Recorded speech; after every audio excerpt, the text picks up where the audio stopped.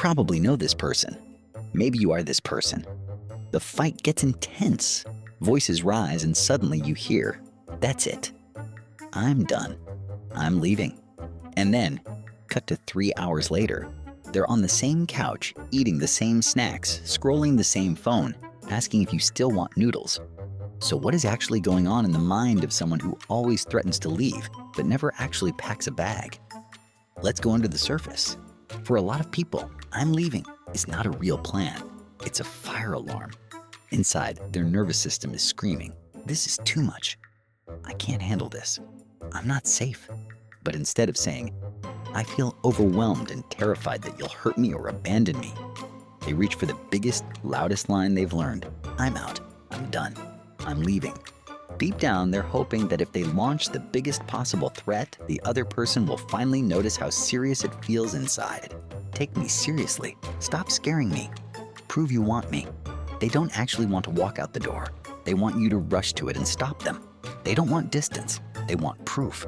On the outside, it looks like a power move. "I could walk away at any time. You're lucky I'm still here." But on the inside, it often comes from the exact opposite.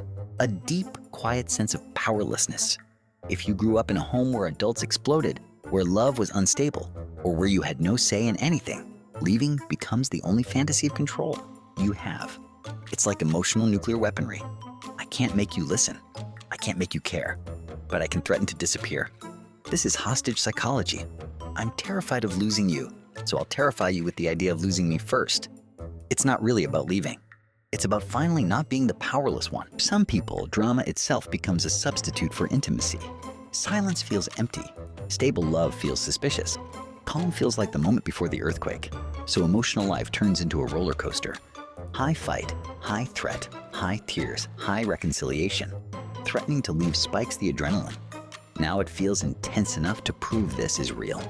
Underneath, there's often a belief that if it's not dramatic, it doesn't matter. If I don't push them to the edge, I'll never know if they'll fight for me. So the line "I'm leaving" is not about actually exiting. It's about creating a high because quiet, steady love feels unfamiliar and maybe even unsafe. There's also something called preemptive abandonment. If love in your life has often ended with you being left, your psyche starts playing defense. It makes a rule. No one is ever going to walk out on me again. I'll walk out first. So every time intimacy gets too deep or conflict feels too risky, the mind reaches for its favorite shield. "I'm leaving." Even if their feet never move, they've already protected their pride and their imagination. I'm not the one begging. I'm not the one left behind. I'm the one who could go at any time. It's a story that protects their dignity. On the outside, you see constant threats. On the inside, there's often a scared kid clutching a suitcase in their mind, promising, "Next time, I'll be the one who leaves first." Threatening to leave is also a test. "I'm done. I can't do this anymore. Maybe we should break up."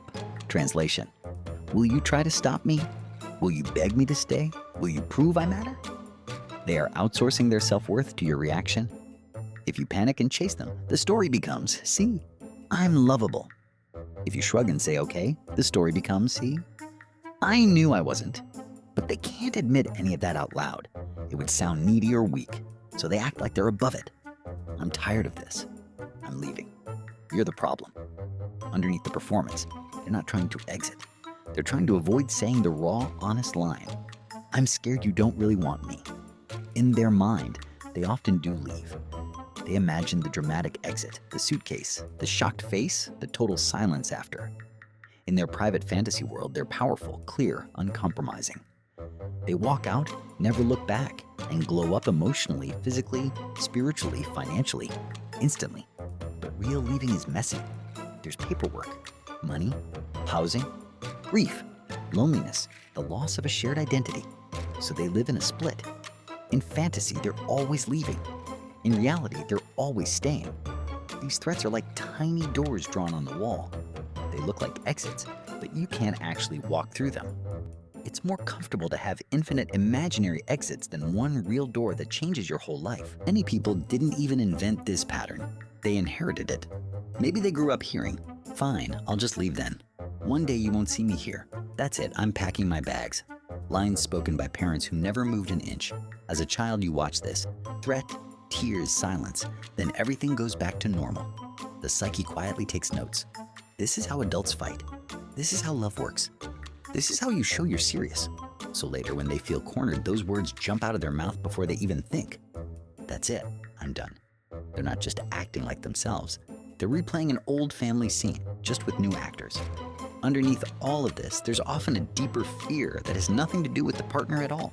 If I stop threatening to leave, if I stop creating drama, who am I? For some people, their identity is built around being intense, being complicated, being the one with the chaotic love story. Without that, they fear they'd be boring, forgettable, easy to replace.